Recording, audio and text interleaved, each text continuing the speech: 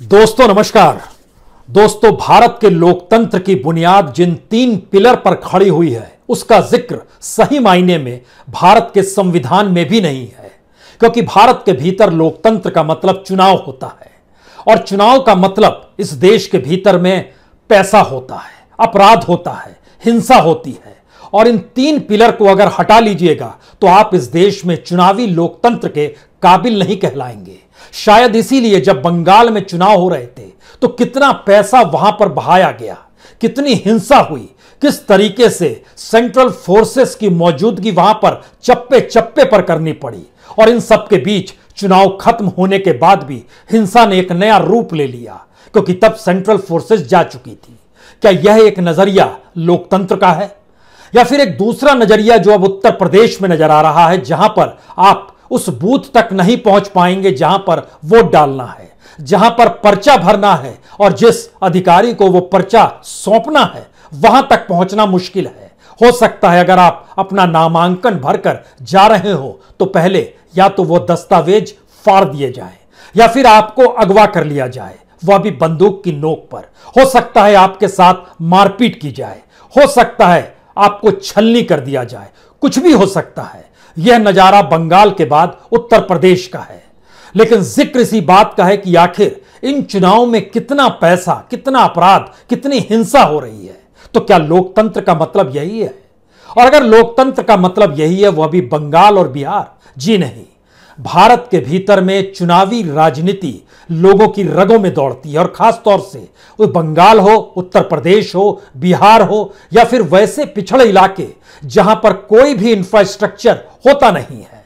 सारे इंफ्रास्ट्रक्चर राजनीति की गलियारों में घूमते फिरते रहते हैं, और जिसे जिस इंफ्रास्ट्रक्चर का लाभ लेना हो वह उस सियासी गलियों में घूमकर सत्ता के सामने नतमस्तक होता है, और सत्ता मेल मिलाती है कि उसकी जाति से सामने वाला जो मांग रहा है वो जाति फिट बैठती है या नहीं, उसके जरिए पैसे की उगाही कितनी हो सकती है।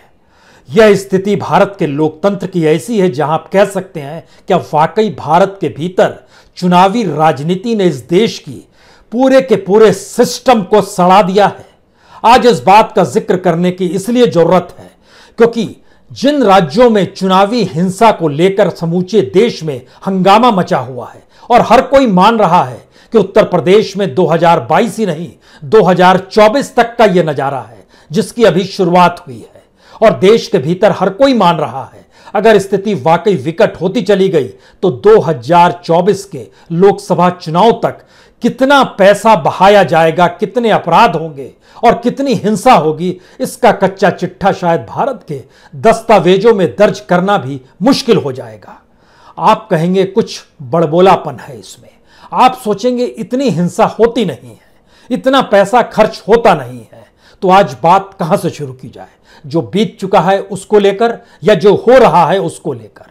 हमें लगता है कि उत्तर प्रदेश में जो हो रहा है पहले उसमें जो जो चीजें दर्ज है संवैधानिक तौर पर, कानूनी तौर पर, उसको ही देख लीजिए।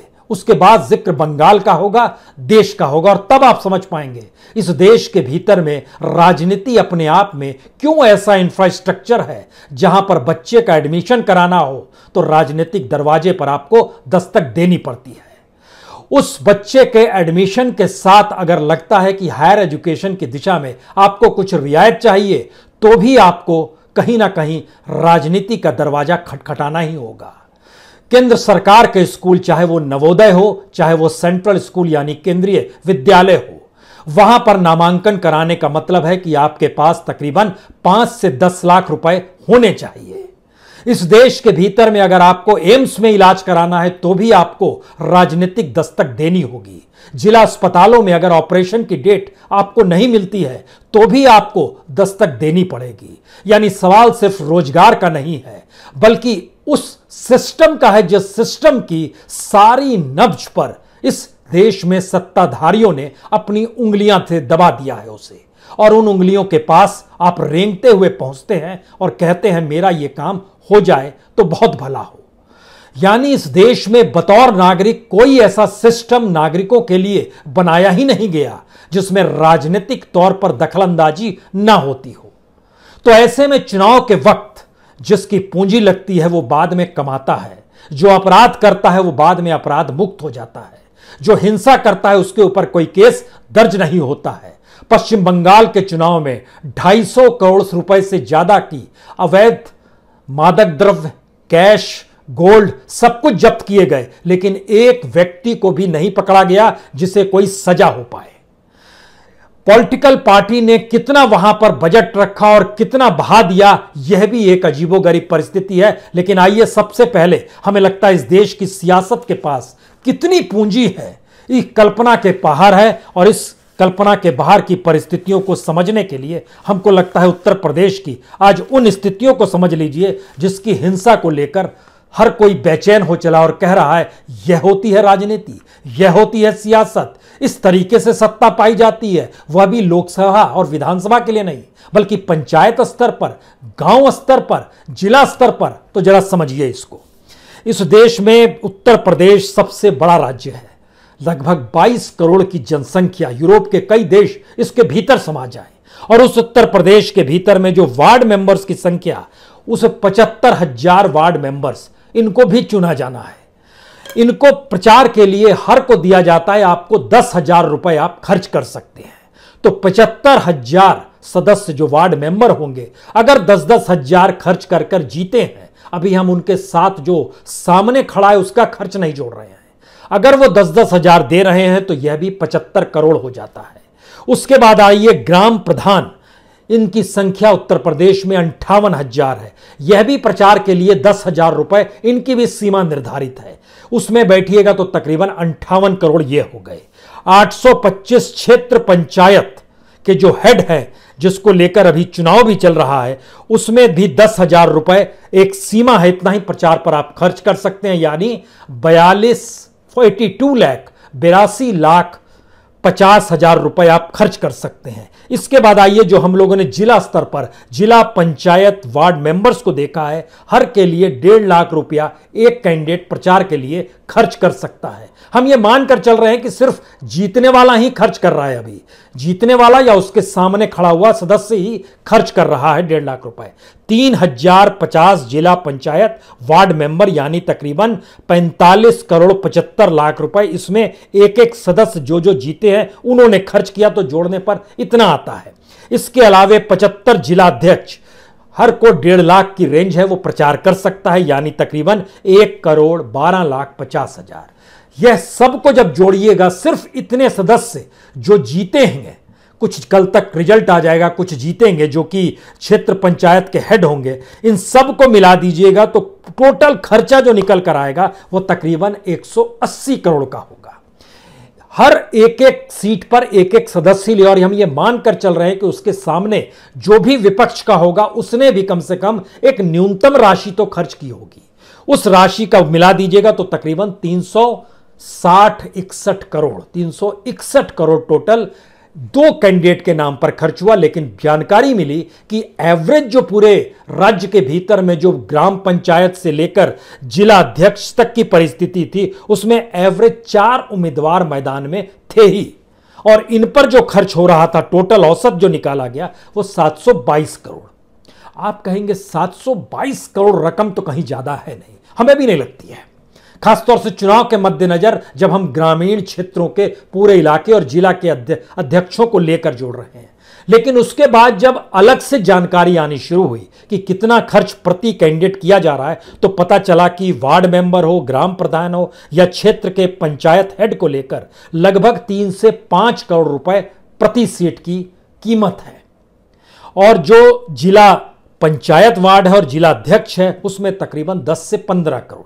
इसका भी जब हमने एवरेज निकालना शुरू किया तो एवरेज निकालते निकालते स्थिति यह आ गई कि लगभग जानकारी मिली कि 33,000 करोड़ रुपए उत्तर प्रदेश के भीतर उन चुनावों में फूके गए, जिस 33,000 करोड़ के आगे की परिस्थिति में विधानसभा जो 403 सीटों का है और अगले साल चुनाव यानी 8 महीने बचे हैं, वहां पर चुनाव होना है। तो यह 33,000 करोड़ रुपया जो खर्च हुआ है, इसकी उगाही कैसे करेंगे? एक बात। दूसरी बात, कोई भी जब पैसा लगा रहा है तो वह अपराधी तो होगा नहीं, लेकिन उसके ऊपर कुछ चार्ज तो लगे होंगे, और जब वो एफिडेविट दाखिल करता है तो बताता है कि हमारे ऊपर कौन कौन से क्रिमिनल केसेस चल रहे हैं, सजा हुई या नहीं हुई, लेकिन उसने जो अपराध किए हैं, जिसकी एफआईआर दर्ज है, उस एफआईआर के मार्फत जब निकलना शुरू हुआ तो पता चला कि लगभग 60% लोग अपराधी हिस्से में निकल कर आते हैं।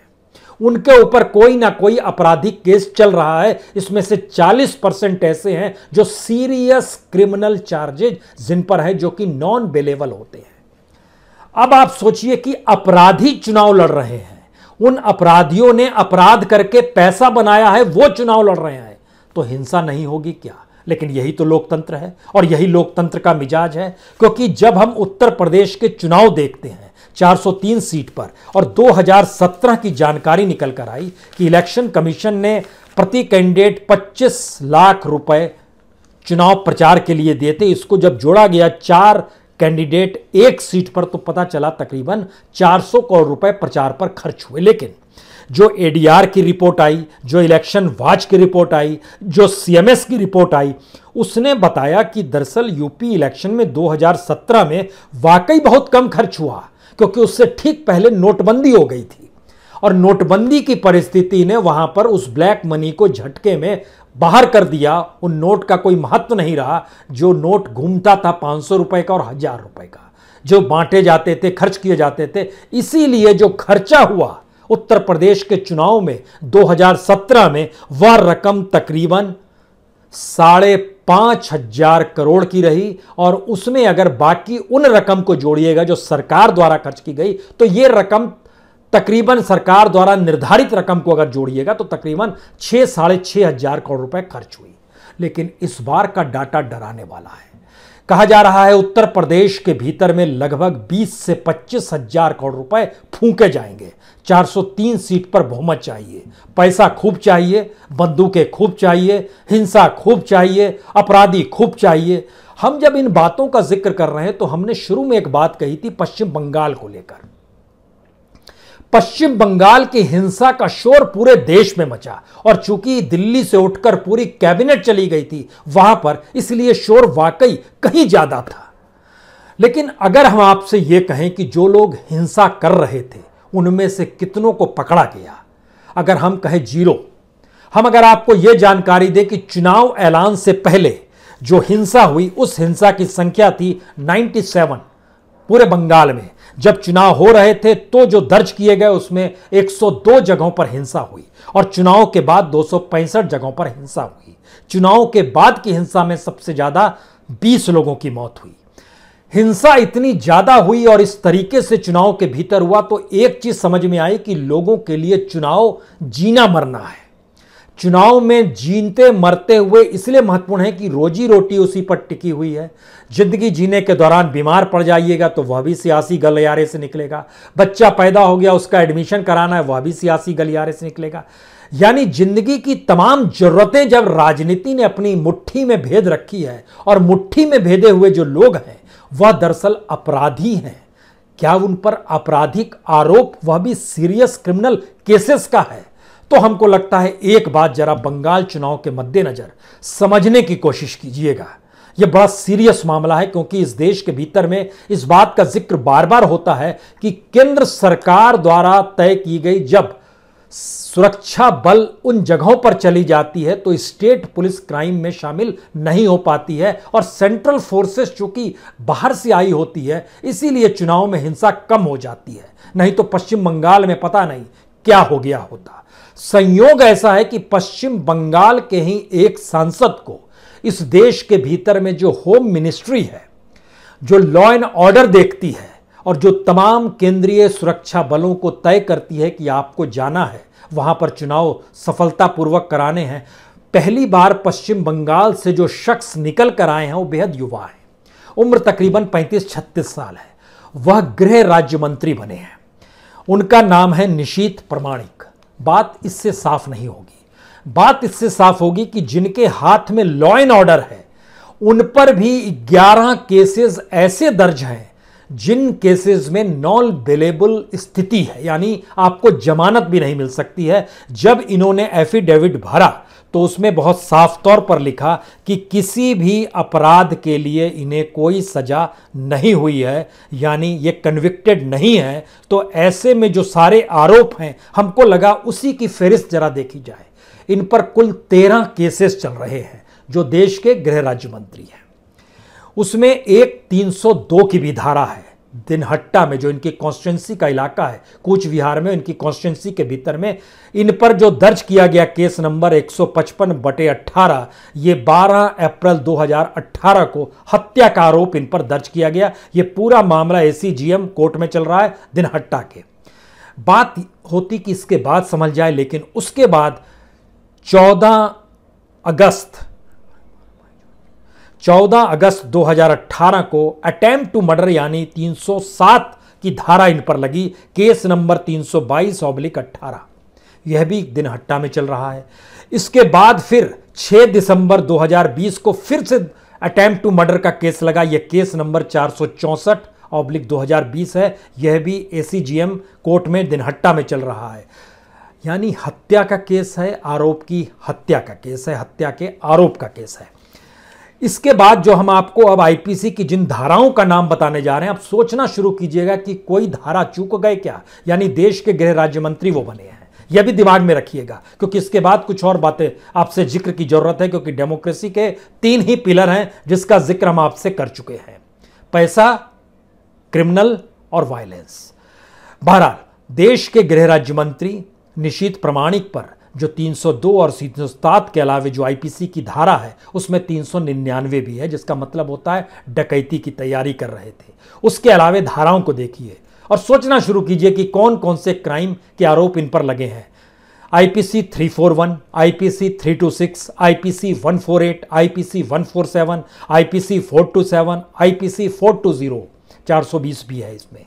IPC 326, IPC 506, IPC 120 भी यानी क्रिमिनल कॉन्स्पिरेसी भी है।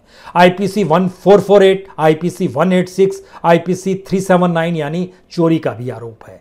IPC 457, IPC 380, IPC 461, IPC 332, IPC 353, ये सारे आरोप इस देश के गृह राज्य मंत्री पर लगे हुए हैं। किसी में वो कन्विक्ट नहीं है। जो उन्होंने एफिडेविट दायर की उसमें 13 केसेस का जिक्र किया गया है, 11 केस में नॉन बेलेबल की परिस्थिति है। तो अगला सवाल आता है कि इस देश के प्रधानमंत्री ने जब इस बात का जिक्र 2014 में ही किया था कि जो आप पर आरोप लगते हैं कम से कम उसको आप अदालतों में साफ करके आइए, तो फिर मतलब क्या हुआ जब आपने साफ ही नहीं किए, केसेस चल रहे हैं और उन्हीं के हाथ में इस देश की, राज्य की भी नहीं, इस देश के लॉ एंड ऑर्डर को दे दिया गया। अब सवाल यह है कि राज्य की मुख्यमंत्री ममता बनर्जी पर जब दिल्ली से कोई आवाज उठाई जाएगी कि वो क्राइम कर रही हैं, तो ममता बनर्जी कहेंगी वहां से आपके यहां तो सारे क्रिमिनल बैठे हुए हैं। हम क्रिमिनल का जिक्र भी इसलिए कर रहे हैं क्योंकि एसोसिएशन फॉर डेमोक्रेटिक रिफॉर्म की रिपोर्ट बतलाती है कि मौजूदा वक्त में मोदी मंत्रिमंडल में 77 मंत्री हैं, 77, और एक खुद है वो 78 हो गए। उस 77 और 78 में से 33 ऐसे हैं जिन पर क्रिमिनल केसेस चल रहे हैं, यानी तकरीबन 40% ऐसे हो गए जिन पर क्रिमिनल केसेस चल रहे हैं। उसमें से 24 ऐसे हैं जिन पर सीरियस क्रिमिनल केसेस चल रहे हैं। इसमें मर्डर भी आता है, अटेम्प्ट टू मर्डर भी आता है, रॉबरी भी आता है। जो भी आप सोचना चाहते हैं सोच लीजिए। अब सवाल यह है कि जब चुनाव के बीच में हिंसा हो रही है, उस हिंसा को रोकने के लिए जिस राजनीतिक सत्ता वहां पर मौजूद है वह कैसे रोकेगी जी, जब उसे सत्ता ही इस रूप में चाहिए जहां पर अपराधियों का भिड़ंत आपस में हो रहा है। तो पुलिस इसमें क्या करेगी और गवर्नेंस इसमें क्या करेगा, खास तौर से तब जब इस देश के भीतर में अगर आप क्रिमिनोलॉजी देखना शुरू कीजिएगा और लोगों के अपराध के समानांतर इस देश के जो ब्यूरोक्रेट्स हैं उनके जब क्रिमिनल स्थिति को देखना शुरू किया तो उसमें बहुत सारे ऐसे हैं जिन पे करप्शन के चार्ज हैं। इस देश के नौकरशाहों को पता भी नहीं है उनके पास कितनी संपत्ति है। हम लोगों ने मध्य प्रदेश में एक IAS अफसर कपुल को देखा था, पति पत्नी दोनों IAS, और उनके तकिए में से छेद किया गया, वहां भी पैसा था। उनके तोशक जो बिछाया जाता है उसमें छेद किया गया, वहां भी पैसा था। इतना पैसा, इसका उपभोग भी वो नहीं कर पाएंगे। और हमें पता नहीं कि इस दौर में पॉलिटिशियंस भी याद आते हैं। ये पॉलिटिशियंस भी कितना पैसा कमा लेते हैं।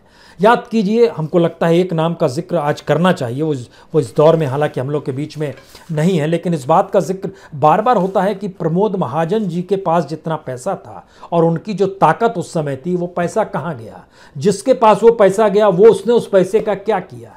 ये सारे सवाल हमारे और आपके सामने बड़े ट्रांसपेरेंट तरीके से चलते हैं, लेकिन सवाल है क्या सिस्टम ऐसा बना दिया गया है जहां पर आपको करप्ट होना है, सिस्टम ऐसा बना दिया गया है जहां आपको क्रिमिनल्स के साथ खड़ा होना है, सिस्टम ऐसा बना दिया गया है जहां बिना वायलेंस के हम लोग चुनाव जीतने की परिस्थिति में नहीं आ पाएंगे, सिस्टम ऐसा बना दिया गया है कि ये वायलेंस और सारी स्थिति इस देश के भीतर में एक बार अगर की जाती है तो फिर उसका लाभ सत्ता पाने के बाद उसको मिटाने में की जाती है। क्या ये वाकई एक ऐसी स्थिति है? अगर ऐसी स्थिति है इस देश के भीतर में, तब आखिर में हमको लगता है कुछ सवाल समझने होंगे, क्योंकि ये देश रोजी रोटी के लिए संघर्ष करता हुआ आपको हर राज्य में नजर आएगा। सामाजिक समीकरण यहां पर सत्ता अनुकूल बनाने की दिशा में उनको बांटती है और सामाजिक समीकरण उसी हिसाब से राज्य दर राज्य चलते हैं। जातीय दबंगई इस चुनाव के जरिए ही होती है। यह नहीं होता है कि कोई क्रिमिनल किसी के पास गया और मर्डर कर दिया, राजनीतिक तौर पर उसमें चमक आती है जो जातीय दबंगई होती है। तो यानी सरकारी नौकरी हो, सरकारी विज्ञापन हो, यह दोनों भी अपने आप चीजें नहीं चलती हैं। राजनीतिक सत्ता जिसके पास होगी उसके जरिए निकलेगी, मीडिया तक वो जाएगी, मीडिया के जरिए उस पूंजी का उपभोग जिस भी रूप में होगा, यानी सब धीरे धीरे जो कहीं ना कहीं एक नेक्सस है जो लोकतंत्र का संविधान में जिन बातों का जिक्र किया गया है कि ये एग्जीक्यूटिव है, ये जुडिशरी है, ये लेजिस्लेटिव है, ये मीडिया है, ये जो अलग अलग पिलर्स बताए गए, ये झटके में इसको नेक्सस में कन्वर्ट कर दिया गया इस डेमोक्रेसी के दायरे में जहां पर चुनाव होना है। इसीलिए उत्तर प्रदेश के चुनाव के भीतर का दर्द जब आप देखना शुरू करेंगे तो आप ये जानकर हैरत करेंगे, जब एक सीट के लिए इतनी मारामारी है तो उस जगह पर सत्ताधारी दल के नेता और सत्ताधारी दल के पंचायत या जिला अध्यक्ष के तौर पर निर्विरोध कैसे जीत जाते हैं।